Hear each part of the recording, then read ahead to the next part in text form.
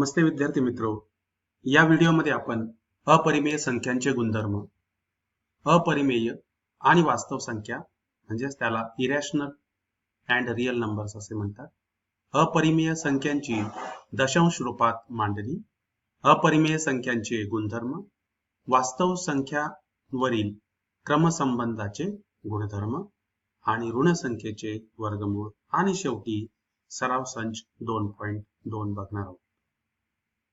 चला तर सुरू करूया. या आधीच्या इयत्तांमध्ये संख्या रेषेवरती तुम्ही वर्गमुळात 2, वर्गमुळात 3 या संख्या दर्शवल्या आहेत. या संख्या परिमेय नाहीत, म्हणजेच त्या काय आहेत तर त्या अपरिमेय आहेत.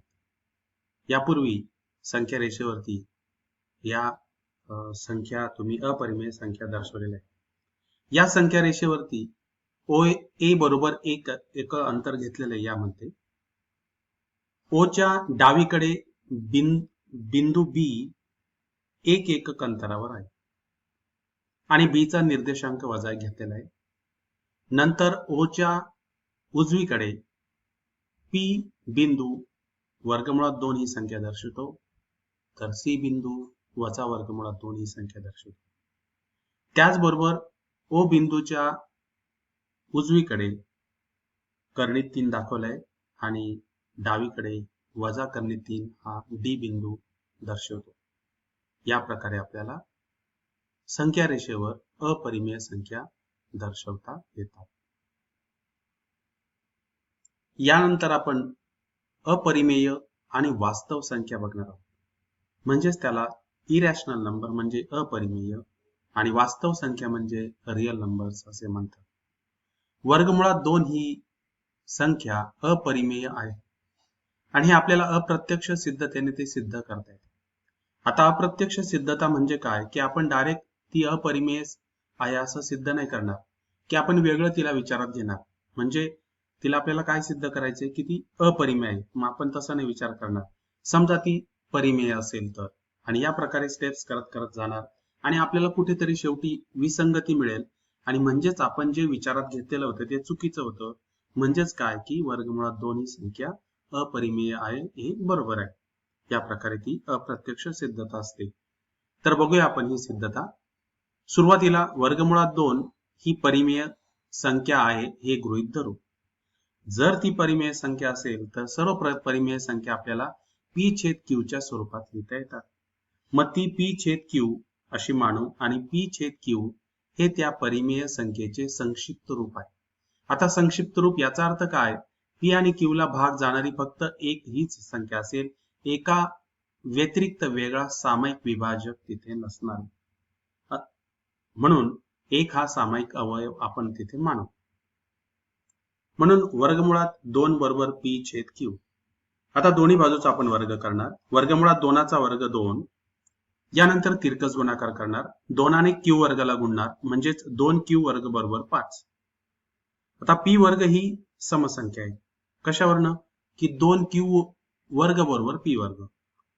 आता पी वर्गची किंमत जर 2q वर्ग असेल, म्हणजेच q वर्ग ही कशी असू द्यात, ती सम असू द्या किंवा विषम असू द्या, त्याला 2 ने गुणलंय म्हणजेच येणारं उत्तर काय असेल आपल्याला तर सम असेल.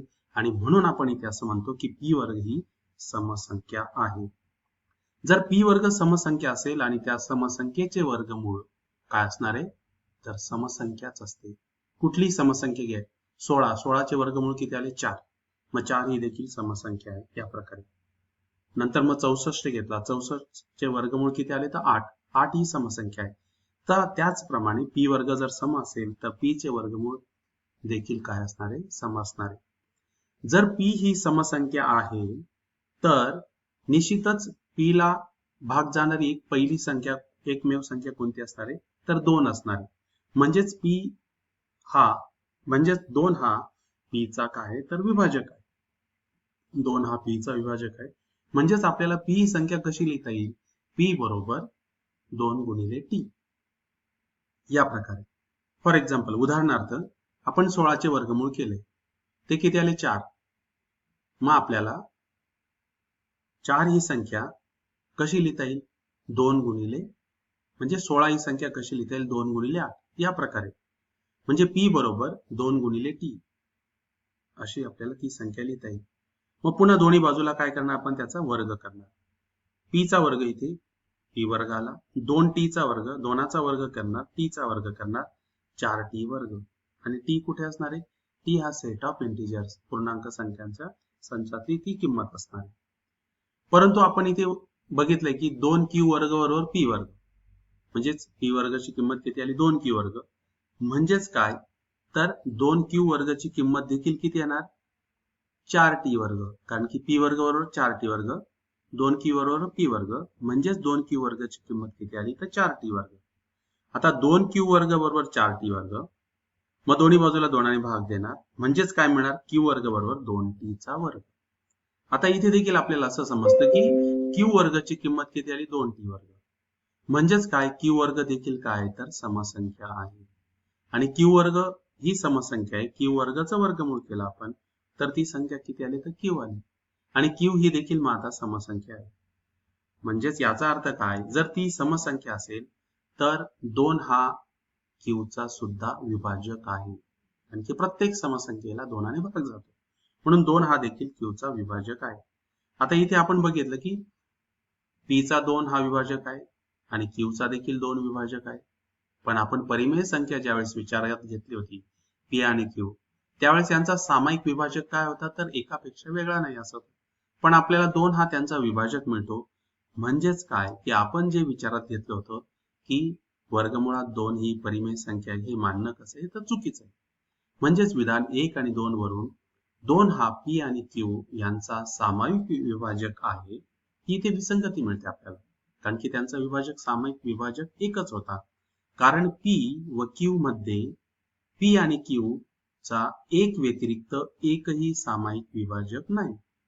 ही परिमेय, म्हणून ही परिमेय संख्या आहे हे गृहीत धरणे चुकीचे आहे. हे गृहीत आपलं चुकीचं आहे. म्हणून वर्गमुळात 2 ही कशी संख्या आहे, तर ती अपरिमेय संख्या आहे. तुम्ही 2-3 वेळा या सिद्धतेचा जर सराव केला तर निश्चितच तुम्हाला ती लिहिता पण येईल आणि लक्षात पण राहील परीक्षेला. याच पद्धतीने आपल्याला वर्गमुळात 3, वर्गमुळात 5 या अपरिमेय संख्या आहेत हे दाखवता येते. त्यासाठी 3 किंवा 5 हा n चा विभाजक असेल तरच तो n वर्गाचा विभाजक असतो. या नियमाचा इथे उपयोग करता येईल आपल्याला. वर्गमुळात 2, वर्गमुळात 3, वर्गमुळात 5 अशा संख्या रेषेवर आपल्याला दाखवतात. जी संख्या रेषेवर बिंदूने दाखवता येते ती वास्तव संख्या आहे असे म्हणतात. थोडक्यात संख्या रेषेवरील प्रत्येक बिंदूचा निर्देशक ही वास्तव संख्या असते आणि प्रत्येक वास्तव संख्येशी निगडीत असणारा बिंदू संख्या रेषेवर असतो. यानंतर बघा, आपल्याला माहित आहे की प्रत्येक परिमेय संख्या ही वास्तव संख्या असते. प्रत्येक परिमेय संख्येला आपण वास्तव संख्या म्हणतो. परंतु वर्गमुळात 2, वर्गमुळात 3, वजा वर्गमुळात 2, 3 अधिक वर्गमुळात 2 पाय अशा वास्तव संख्या परिमेय नाही. म्हणजे प्रत्येक वास्तव ही परिमेय असते. प्रत्येक परिमेय ही वास्तव संख्या असते. परंतु या जर संख्या आपण विचारात घेतल्या, या वास्तव आहेत पण त्या परिमेय नाही. म्हणून प्रत्येक वास्तव संख्या ही परिमेय असतेच असे नाही, हे आपल्याला लक्षात ठेवायला लागेल. म्हणजेच काय, प्रत्येक परिमेय संख्या ही वास्तव असते, पण सर्व वास्तव या परिमेय असतीलच असं नाही. का, की या प्रकारच्या या ज्या संख्या आहेत अपरिमेय त्या वास्तव आहेत. म्हणून या जर विचारात घेतल्या तर त्या परिमेय नसणार आहेत या प्रकारे. यानंतर आता या ज्या अपरिमेय संख्या आहेत ह्या नेमक्या म्हणजे काय, की ते आपण या उदाहरणाने समजून घेऊया. आपण 2 व 3 या संख्यांची वर्गमुळे इयत्ता 8वी मध्ये देखील अभ्यासली आहे. पण आता पुन्हा त्याचा एकदा अभ्यास करूया की यांना अपरिमेय संख्या का म्हटलं जातं. की सर्वप्रथम इथे 2 घेतला आपण, इथे 2 नंतर 2च्या शून्याच्या जोड्या घेतल्या. आता 2 ही पूर्ण वर्ग नाही, मग 2च्या आधी पूर्ण वर्ग कोण आहे, तर 1 आहे. मग एकाने याला भाग देऊया. 1 गुणिले 1 केला आपण, इथे 1 आला, इथे 1 लिहिला आणि 1 बाकी आले. मग या एकामध्ये 1 करणार, ही भागाकाराची पद्धत आहे. एकामध्ये 1 मिळवल्यानंतर किती आले, तर 2 आले. आणि नंतर या दोनातनं एक गेल्यानंतर किती मिळाले तर आपल्याला एक मिळाले. याच्या दोन नंतर दशांश चिन्ह आहे, मग इथे आपण दशांश चिन्ह देऊ. त्याच्यानंतर 2 शून्य आपण या एकावरती घेणार. आता दोनावरती अशी संख्या घेणार की समजा आपण या दोनावरती एक घेतला म्हणजे किती झाले 21, आणि 21 ला एकाने गुणणार म्हणजे 21 येणार, म्हणजे लहान संख्या होती. मग आपण 2 घेणार, दोनावर इथे 2 घेतला, मग दोनाला 22 ला आपण दोनानेच गुणणार, मग 22 दुणे 44 होतील. दोनावर 3 घेतला, मग 23 होतील, मग त्या 23 ला 3 गुणणार का आपण 3 ही संख्या घेतली होती, मग 23 त्रिक 69 होतील. मग दोनावर आपण लहान होते, पुन्हा अजून मोठी घेता येईल का आपल्याला ते आपण बघणार आहोत. मग दोनावरती आपण 4 घेणार, मग 24 चोक 96, मी ते 96 आपण लिहिलेलं आहे. जर समजा दोनावरती 5 घेतला असता तर 25 आले असतील, 25 ला 5 जर गुणलं असतं आपण तर 25 5 25 असे होतात, 125 होतील. मग ती संख्या नको घ्यायला, मग आपण 4 पर्यंतच येणार आणि इथे 96 लिहिणार आणि इथे 4 लिहिला आपण बरोबर. आणि 100तनं 96 गेले किती बाकी आली 4 आली, पुन्हा वरचे 2 शून्य घेणार. या 24 मध्ये 4 मिळवल्यावर आपण नेहमीप्रमाणे इथे 1 अधिक 1 मिळवला तर बघा एकाने भाग दिला 1 मिळवला, 4ने दिला आपण इथे मग 4 मिळवला. 24 आणि 4 किती झाले 28. आता यानंतर इथे 2 शून्य गेल्यानंतर आपल्याला किती संख्या मिळाली 400 मिळाली बरोबर. तर इथे किती आले तर 281 आले. मग 281 ला सॉरी आपण 28 आले, मग 28 वरती आपण किती घेणार 1 घेतला आणि मग 1 गुणिले 281, मग 1 गुणिले 281 केल्यानंतर 281 मिळाले. समजा या 28 वर आपण 2 ही संख्या घेतली असते एकम स्थानी घेतली असती, मग 282 गुणिले 2 मग 400 पेक्षा जास्त होता. म्हणून आपण काय करतो की इथे एकम स्थानी किती संख्या घेतली एक संख्या घेतली आणि 281 गुणिले 1 म्हणजे किती मिळाले आपल्याला 281. 400 मधनं 281 गेलेत, वजाबाकी किती आली तर 119 आली. आता 281 अधिक 1 म्हणजे किती मिळाले आपल्याला 282. आता इकडे बघणार पुन्हा इथे वजाबाकी केल्यानंतर आपल्याला किती मिळाले 119 आणि वर्ण पुन्हा 2 शून्यांची जोडी घेणार म्हणजेच आपल्याला किती मिळाले 11,900. आता इकडे 11,900 आणि इथे किती आले 282. मग 282 वरती आपण अजून पुन्हा एक संख्या घेणार. समजा 1 घेतला तर एकाने भाग अपूर्ण होतो, त्याच्यापेक्षा मोठी संख्या चालेल आपल्याला. मग 2 घेणार 3 घेणार आणि 4 म्हणजेच आपण इथे किती घेतली 2824. म्हणजेच 282 वरती एकम स्थानी किती घेतला आपण इथे 4 आणि 2824 ला आपण 4ने गुणल्यानंतर आपल्याला कोणती संख्या मिळते तर 11,296. यानंतर आपण इथे वजाबाकी करणार आणि वजाबाकी केल्यानंतर आपल्याला किती मिळतात वजा 604 मिळतात आणि पुन्हा वर्ण 2 शून्य घेणार. त्याचबरोबर इकडे 2824 मध्ये आपण इथे 4 घेतला होता बघा एकम स्थानी, पुन्हा इथे 4 मिळवणार आणि मग किती मिळणार आपल्याला ती बेरीज केल्यानंतर 2828 ही संख्या मिळाली. आता यानंतर 2828 वर आपण संख्या घेणार. मग सर्वप्रथम आपण 1 घेणार म्हणजेच आपल्याला 28,000 मिळणार आणि 2 घेतली तर मग ती 28,282 गुणिले 2 म्हणजेच आपल्याला किती मिळेल 56,564 आणि इथे वजाबाकी करणार आणि मग आपल्याला किती संख्या मिळाली इथे तर ती वजाबाकी केल्यानंतर 3,836. पुन्हा इथे 2 मिळवणार, ते 2 मिळवल्यानंतर 4 झालाय बघा 28,284 नंतर 1 घेतलेला आहे. या प्रकारे ही भागाकाराची क्रिया चालूच राहणार आहे. आणि येथे हा संख्यांचा क्रम हा अनंत क्रम आपल्याला इथे मिळतो. हा क्रम काही अंकांच्या गटाने आवर्तनाने तयार होत नाही, म्हणून हे संख्येचे दशांश रूपे अखंड अनावर्ती असते आणि म्हणून आपण या प्रकारे इथे ती संख्या लिहित असतो. यानंतर 3चे वर्गमूळ केलंय बघा, मग इथे 3 लिहिला आपण आणि इकडे 1 घेतलाय. 3च्या आधी पूर्ण वर्ग असणारी संख्या कोणती आहे पहिली, 3च्या आधी 2 नाहीये मग 1 आहे, मग 1 घेणार. मग पहिला भाग दिला 1 गुणिले 1 मग इथे 1 आला बघा. 3तनं 1 गेला किती आले 2 आले, 1 अधिक 1 केले किती आले 2 आले. मग आता या 2वरती आपण हे 2 शून्य घेणार आणि त्याबरोबर इथे दशांश चिन्ह देखील देणार. मग इथे 200 झाले, मग 2वरती आपण अशी कोणती संख्या घेणार 2वर 1 घेणार 2 घेणार 3 घेणार असं करत करत गेल्यानंतर आपण 2वरती किती घेतले 7 घेतले. म्हणजे 27 संख्या झाली आणि 27 साते 189 आणि ती वजाबाकी केली. आपल्याला वजाबाकी केल्यानंतर किती मिळाले? 11 मिळाले. पुन्हा वर्ण 2 शून्य घेतले. 27 आणि 7 34 झाले. मग या 34 वर आपण संख्या अशी घेणार की त्या संख्येने त्यानेच गुणणार. म्हणजे आपण इथे किती घेतला? 343. 34 वर अशी एक संख्या घेणार. मग पहिल्यांदा आपण 1 घेतला म्हणजे 341 गुणिले 1 केला, कमी होणार. 2 घेतला 342 गुणिले 2 पुन्हा कमी होणार. नंतर 3 घेतला आपण म्हणजे 343 गुणिले 3 म्हणजेच आपल्याला किती मिळते? तर 1029. या प्रकारे वजाबाकी इथे केली आणि वजाबाकी केल्यानंतर आपल्याला किती वजा केल्यानंतर आपल्याला 71 आले. पुन्हा वर्ण 2 शून्य घेतले.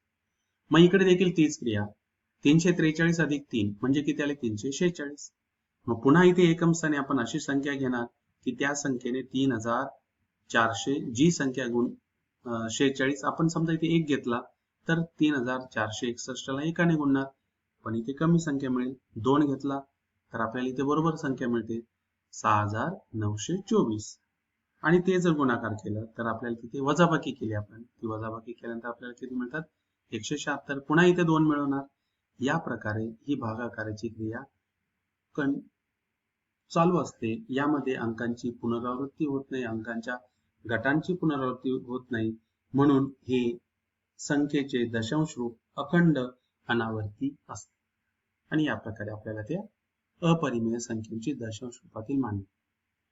येथे भागाकारातील दशांश चिन्हापुढील अंकांची संख्या कधीही संपत नाही. म्हणजेच अनंत अंकांचा क्रम मिळतो. हा क्रम काही अंकांच्या गटाच्या आवर्तनाने देखील तयार होत नाही. म्हणून हे संख्येचे दशांश रूप अखंड अनावर्ती असते. 2, 3 या वर्गमुळात 2, वर्गमुळात 3 या संख्या अपरिमेय आहेत. म्हणजेच त्यांची जी मांडणी होती 1.4142 या प्रकारे आणि पुढे डॅश डॅश अनंतापर्यंत 1.732 पुढे अनंतापर्यंत या सुद्धा या प्रकारच्या संख्या देखील कशा आहेत? तर त्या अपरिमेय आहेत. यावरून लक्षात घ्या की अखंड अनावर्ती दशांश रूपातील संख्या अपरिमेय संख्या असते. यानंतर वर्तुळाचा परिघ व व्यास यांचे गुणोत्तर ही स्थिर संख्या असते. तुम्हाला माहिती आहे की वर्तुळाच्या परिघाचं सूत्र हे 2πr आणि व्यास हा त्रिज्येच्या दुप्पट म्हणजे 2r. यांचे गुणोत्तर देखील ही स्थिर संख्या असते. ती अपरिमेय संख्या असते. ती संख्या पाय या चिन्हाने दर्शवली जाते. पायची अंदाजे किंमत 22/7 किंवा 3.14 आपण उदाहरण सोडवताना घेत असतो. भारतीय गणितज्ञ आर्यभट्ट यांनी पायची किंमत 3.1416 ही काढली होती. थोर भारतीय गणिती आर्यभट्ट यांनी इसवी सन 4099 मध्ये पायची किंमत 62,832/20,000 बरोबर 3.1416 अशी काढली होती. यानंतर वर्गमुळात 3 ही अपरिमेय संख्या आहे हे आपण पाहिले. आता बघा की 2 अधिक वर्गमुळात 3 ही संख्या देखील अपरिमेय आहे. हे आपल्याला आपण सिद्ध करणार. समजा 2 अधिक वर्गमुळात 3 ही अपरिमेय नाही असे आपण मानले. आपल्याला काय सिद्ध करायचं की ती अपरिमेय आणि आपण असं मानणार आहोत की ती अपरिमेय नाही. मग ती अपरिमेय नाही म्हणजे काय असणार आहे? तर ती परिमेय असायला हवी. म्हणजेच काय? 2 अधिक वर्गमुळात 3 हे परिमेय असेल. म्हणून ही देखील अप्रत्यक्ष सिद्धता आहे. आपण जे सिद्ध करायचे ते नाही मानत, त्याच्या व्यतिरिक्त वेगळं मानतो. आपल्याला विसंगती मिळते म्हणून आपण मानलेलं हे चुकीचं असतं, म्हणून दिलेलं हे बरोबर आहे. या प्रकारे भूमितीमध्ये देखील गणित भाग 2 मध्ये देखील तुम्ही अप्रत्यक्ष सिद्धता शिकणार आहात आणि आपण शिकणार आहोत. आता ही जर ही परिमेय संख्या आहे, 2 अधिक वर्गमुळात 2 ही परिमेय संख्या आहे. जर परिमेय संख्या असेल तर आपल्याला ती या स्वरूपात लिहिता आली पाहिजे. म्हणजे 2 अधिक वर्गमुळात 3 बरोबर p/q अशी आपण ती मांडणार. मग यानंतर आपण इथे या दोनाचं पक्षांतर केलं. 2 हा उजवीकडे गेला म्हणजेच वर्गमुळात 3 बरोबर p/q वजा 2 हे समीकरण आपल्याला मिळते. आता या बाजूला दोन बाजू मिळाल्या. या समीकरणाला दोन बाजू आहेत, एक उजवी बाजू आणि एक डावी बाजू. डावी बाजू जर विचार जर केला तर ती वर्गमुळात 3 ही अपरिमेय संख्या हे आपल्याला माहिती आहे. पण उजव्या बाजूच्या बाबतीत काय, p/q ही परिमेय, 2 देखील परिमेय. आपल्याला माहिती आहे की 2 परिमेय संख्यांची वजाबाकी, बेरीज, गुणाकार हे देखील परिमेय संख्याच असते. म्हणजेच डाव्या बाजूला अपरिमेय, उजव्या बाजूला परिमेय ही आपल्याला अशी विसंगती मिळते. येथे डावी बाजू अपरिमेय संख्या आणि उजवी बाजू ही परिमेय संख्या अशी विसंगती मिळते. म्हणजेच ही विसंगती मिळाली. का विसंगती मिळाली? कारण आपण जे काही मानलेलं होतं की ती परिमेय आहे, हे मानलेलं होतं की कसं आहे तर चुकीचं आहे. म्हणजेच 2 अधिक वर्गमुळात 3 ही परिमेय संख्या नसून ती अपरिमेय संख्या आहे हे सिद्ध होते. याच प्रकारच्या सिद्धता देखील आपल्याला अभ्यासात आहेत, सराव संचामध्ये आहे. तुम्ही 2-3 वेळा याचा अभ्यास करा, निश्चितच तुमच्या लक्षात येईल. त्याचप्रमाणे 2 वर्गमुळात 3 ही अपरिमेय आहे हे देखील आपल्याला दाखवता येईल. 2 अपरिमेय संख्यांची बेरीज किंवा गुणाकार परिमेय असू शकतो, नसेल पण कधी कधी. त्याचं देखील आपल्याला उदाहरण याच्यामध्ये दिलेलं आहे. याचा पडताळा बघा. इथे 2 अधिक वर्गमुळात 3 ही अपरिमेय आणि वर्गमुळात 3 ही देखील अपरिमेय, वजा वर्गमुळात 3, इथे वजा वर्गमुळात 3 अधिक वर्गमुळात 3 कट झालेत. आपल्याला किती मिळेल? 2. म्हणजे 2 कशी संख्या आहे तर परिमेय, म्हणून त्यांची बेरीज परिमेय संख्या असू शकते. इथे पुढचं उदाहरण बघा. 5 वर्गमुळात 5 छेदाला वर्गमुळात 5. मग वर्गमुळात 5 कट झाले, आपल्याला 4 मिळाली आणि 4 ही परिमेय संख्या आहे, म्हणजे आपल्याला त्यांची बेरीज गुणाकार परिमेय आहे. यानंतर 3 अधिक वर्गमुळात 5 वजा वर्गमुळात 5 ही वर्गमुळात 5 अधिक वर्गमुळात 5 कट झाले, 3 आले, परिमेय संख्या मिळाली. यानंतर 2 गुणिले कर्णित 3 गुणिले कर्णित 3 वर्गमुळात 3 गुणिले वर्गमुळात 3 आणि यांचा गुणाकार किती येतो तर 3 ने. मग 3 गुणिले 2 किती आले? 6. ही देखील परिमेय संख्या आहे. पण हे उदाहरण बघा. वर्गमुळात 2 गुणिले वर्गमुळात 5 यांचा जर गुणाकार केला तर आपल्याला किती मिळते तर वर्गमुळात 10 मिळतो. या प्रकारचा गुणाकार आपण पुढच्या सराव संचांमध्ये बघणार आहोत. पण तत्पूर्वी नुसतं हे लक्षात ठेवा तुम्ही, यांचा गुणाकार आता इथे कशी आली तर अपरिमेय संख्या आली. म्हणून आपलं विधान काय होतं की 2 अपरिमेय संख्यांची बेरीज किंवा गुणाकार परिमेय असू शकतो. कधी कधी नसणारे, त्यातलं हे नसणाऱ्याचं उदाहरण. त्याचबरोबर या दोन्ही अपरिमेय संख्या आहे बघा. 2 वर्गमुळात 5 वजा वर्गमुळात 5, आपल्याला उत्तर किती मिळालं? वर्गमुळात 5. म्हणजे इथे देखील आपल्याला अपरिमेय संख्या मिळते. यानंतर पुढचा महत्वाचे गुणधर्म आहेत, हे तुम्ही निश्चितच लक्षात ठेवा. अपरिमेय संख्यांचे गुणधर्म बघा. इथे परिमेय संख्या व अपरिमेय संख्या यांची बेरीज किंवा वजाबाकी ही 100% अपरिमेय संख्याच असते. पहिली संख्या काय घेतली आपण? परिमेय. दुसरी अपरिमेय, यांची बेरीज किंवा वजाबाकी ही अपरिमेय संख्याच असते. नंतर शून्यतर कोणत्या संख्या घ्यायच्यात? परिमेय संख्या आणि अपरिमेय संख्या यांचा गुणाकार भागाकार ही देखील अपरिमेयच संख्या असते. वरचं बघा. परिमेय संख्या अपरिमेय संख्या बेरीज वजाबाकी अपरिमेय. नंतर शून्यतर परिमेय संख्या व अपरिमेय संख्या यांचा गुणाकार भागाकार देखील अपरिमेय संख्या. आता मात्र तिसरा गुणधर्म सर्वात महत्वाचा आहे. 2 अपरिमेय संख्यांची बेरीज वजाबाकी गुणाकार व भागाकार हे मात्र परिमेय देखील असू शकेल किंवा अपरिमेय देखील असू शकेल. आपण जेव्हा सराव संच 2.3 बघणार त्यामध्ये या प्रकारचे आपल्याला उदाहरणं मिळतील. म्हणून ही गुणधर्म तुम्ही निश्चितच लक्षात ठेवा. यानंतर जाणून घेऊया खालील गुणधर्म. वास्तव संख्यांवरील क्रमसंबंधाचे गुणधर्म. आता वास्तव संख्यांमध्ये परिमेय व अपरिमेय या संख्या असतात.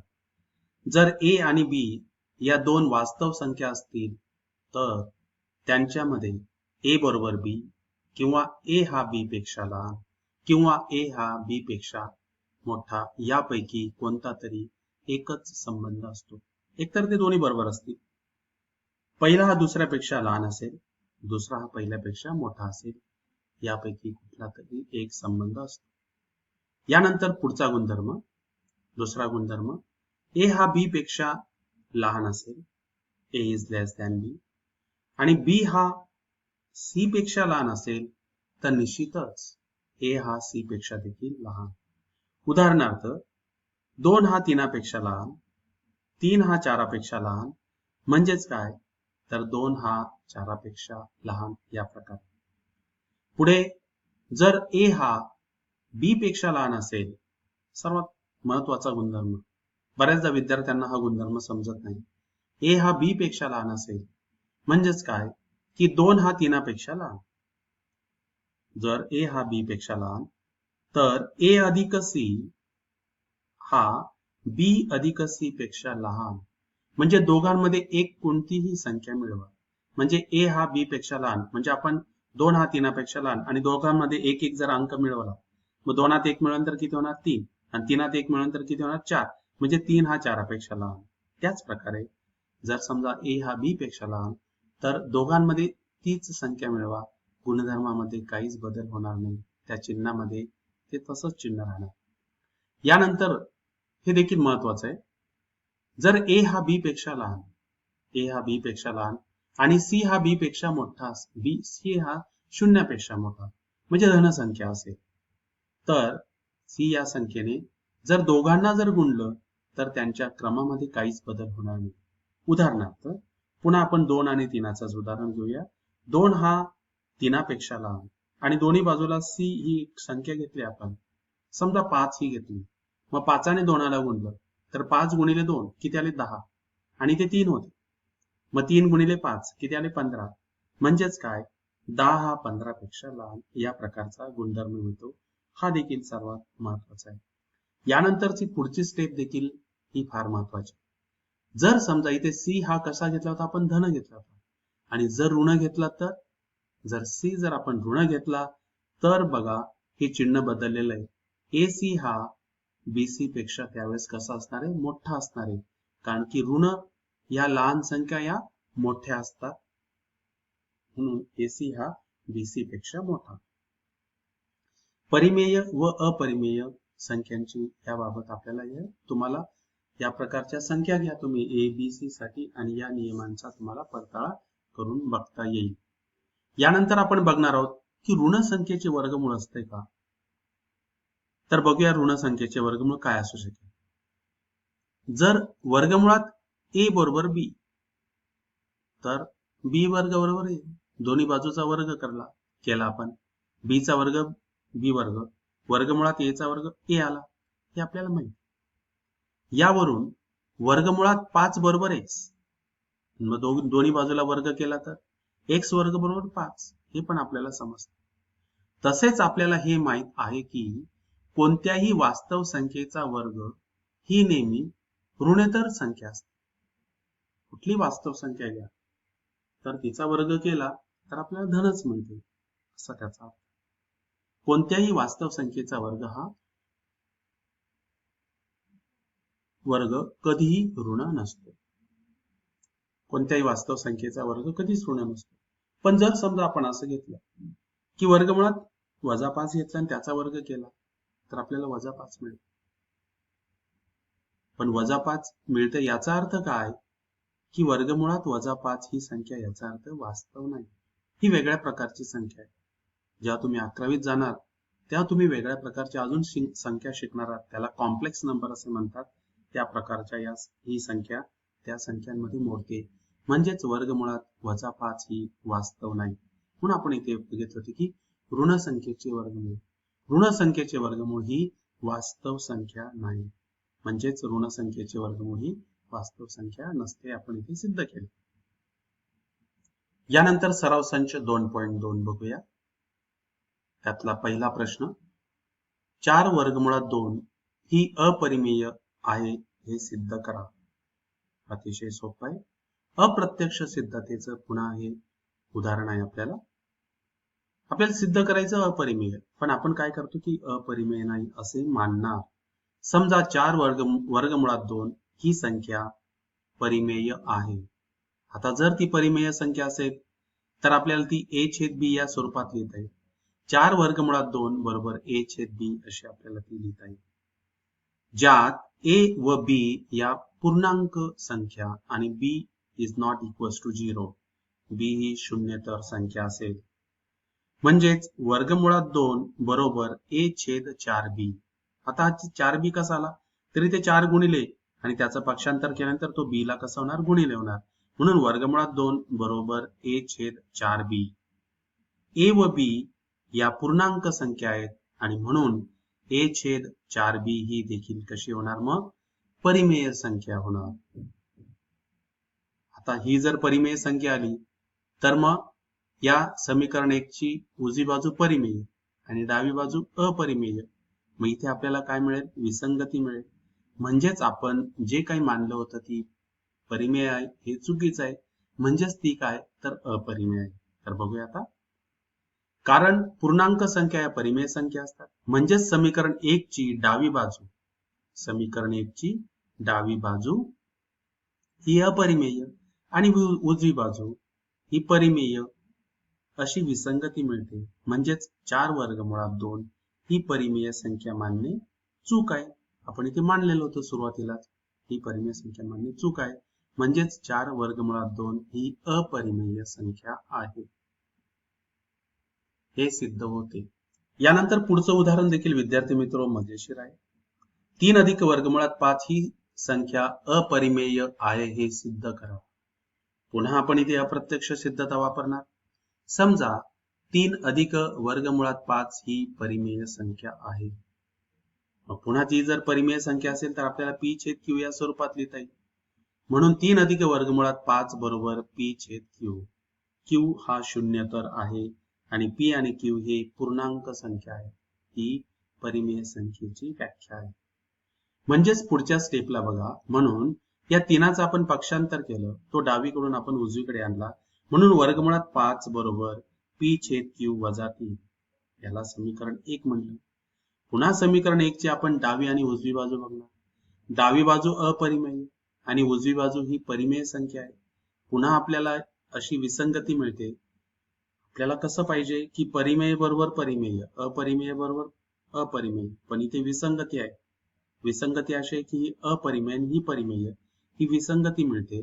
म्हणजेच आपण जे मानलेलं होतं की 3 वर्गमुळात 5 ही परिमेय हे चुकीचं आहे आणि म्हणून 3 वर्गमुळात 5 ही परिमेय संख्या नसून ती अपरिमेय संख्या आहे हे सिद्ध होते.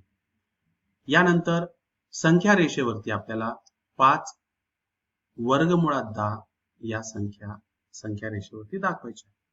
या दोन्ही अपरिमेय संख्या आहेत आणि त्यासाठी हे या प्रकारचे आपण काढलेले आहे ही आकृती. मग ठराविक संख्या रेषा काढणार आणि ठराविक अंतर इथे 1 सेंटीमीटर पेक्षा जास्त अंतर घेतलेले. मग हे 1 एकक अंतर, हे दुसरं एकक अंतर. यानंतर या P पासून Q पर्यंत एकक एवढंच अंतर घेतलेले. इथे कर्कटकचे पोलादी टोक ठेवले आणि इथे Q पर्यंतचं अंतर घेतलं. हा कर्ण जोडला आपण इथे. हे कोणाचं माप इथे 90. काटकोन त्रिकोण आपल्याला इथे मिळतो. याची किंमत 2 आली. 2चा वर्ग 4 आणि याची किंमत 1चा वर्ग 1. 4 अधिक 5, 5चं वर्गमूळ केलं म्हणजे ही लांबी आपल्याला किती मिळाली, वर्गमुळात 5. आता ही जर आपल्याला लांबी काढायची असेल संख्या रेषेवरती तर कर्कटक मध्ये इथे पोलादी टोक ठेवणार, Q वरती पेन्सिलीचं टोक ठेवणार आणि या प्रकारे हा कंस इथे काढणार आणि तो R या बिंदूत छेदतो. म्हणजेच R ची किंमत, संख्या रेषेवरील R ची किंमत ही वर्गमुळात 5. म्हणजेच ही वर्गमुळात 5 ही अपरिमेय संख्या आपण या संख्या रेषेवर दाखवली. पुन्हा एकदा बघा, 0 ते 1 हे 1 अंतर, 1 पासून P पर्यंतचं 2 अंतर, हे 2 अंतर झालं. आणि इथे पुन्हा आपण लंब रेषा काढली कोनमापकाच्या साहाय्याने. याचं अंतर 1 एकक घेतलं. इथे 2, इथे 1. पायथागोरसच्या प्रमेयानुसार OP चा वर्ग अधिक PQ चा वर्ग, OP ची किंमत 2, 2 चा वर्ग 4, 4 अधिक 1 5, 5 चे वर्गमूळ म्हणजे वर्गमुळात 5. म्हणजेच OQ ची किंमत आपल्याला वर्गमुळात 5 मिळाली. आणि त्यानंतर कंस कर्कटकच्या साहाय्याने आपण इथे R बिंदू काढणार की हे OQचंच अंतर हे OR एवढंच आहे, म्हणून R हा बिंदू आपण वर्गमुळात 5 हा संख्या रेषेवरती या प्रकारे दाखवला. यानंतरची पुढची संख्या की जी वर्गमुळात 10 आपल्याला दाखवायची. मग यासाठी काय करावं लागणार आपल्याला, तर पुन्हा संख्या रेषा काढणार आणि ठराविक अंतरावरती, जसं पट्टीवरती सेंटीमीटरच्या खुणा छोट्या असतात त्यासाठी तुम्ही युनिट एकक असं घ्या की 0 ते 1 हे 2 सेंटीमीटर, पुन्हा हे 2 सेंटीमीटर, पुन्हा 2 सेंटीमीटर, म्हणजे तुम्हाला मोठं अंतर मिळेल आणि कर्कटकने कंस काढताना सोपा जाईल. म्हणून हे एकक अंतर, हे एकक अंतर, हे 3 अंतर झाले. आणि पुन्हा हे एकक अंतर, हे एक भाग झाला. हा 3 भाग, 3चा वर्ग 9 आणि 1चा वर्ग 1. 9 अधिक 1 10, 10 चे वर्गमूळ केले म्हणजेच आपल्याला OB ची किंमत किती मिळते, वर्गमुळात 10. पुन्हा O A B हा काटकोन त्रिकोण आहे, म्हणून पायथागोरसच्या प्रमेयानुसार OA चा वर्ग अधिक AB चा वर्ग, OA चा वर्ग 9, AB चा वर्ग 1, 9 1 10, 10 चे वर्गमूळ वर्गमुळात 10. पुन्हा OB जोडणार आणि पुन्हा ही रेषा काढताना, AB रेषा काढताना देखील आपण कोनमापकाचा उपयोग करणार. असा लंब इथे टाकणार आणि हे बरोबर इथे जोडणार. C हा आपल्याला बिंदू मिळेल.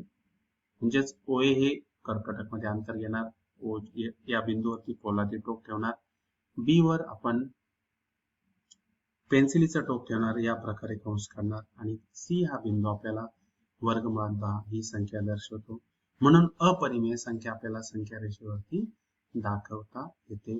हेच आपण या व्हिडिओच्या माध्यमातून बघणार आहोत. चला तर बघूया. तर सुरुवातीला वर्गमुळात 5 ही आपण संख्या रेषेवर दाखवणार आहोत. तर बघूया.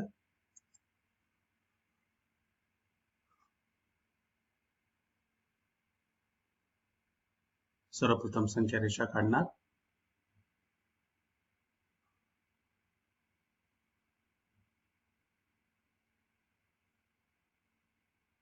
संख्या रेषेच्या उजव्या बाजूला 1 2 0 पासून त्या लंब रेषेला जोडणार.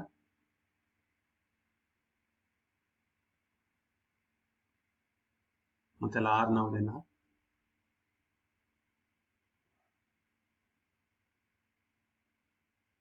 आणि याबरोबर आपल्याला वर्गमुळात 5 हा R या बिंदूने दर्शवलाय. व्हिडिओ थोडा अस्पष्ट आहे, परंतु या प्रकारे तुम्हाला काढता येईल. यानंतरचा पुढचा व्हिडिओ संख्या रेषेवर वर्गमुळात 10 दाखवायचे आहे. तर बघूया.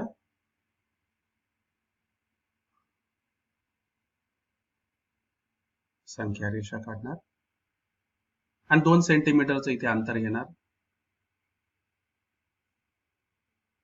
दोन्ही बाजूला ॲरो काढणार. L नाव देणार. 0 वजा 1 वजा 2 1 2 3 4 5 या प्रकारे लंब रेषा काढणार 3च्या बिंदूवरती बरोबर कोनमापकाच्या साहाय्याने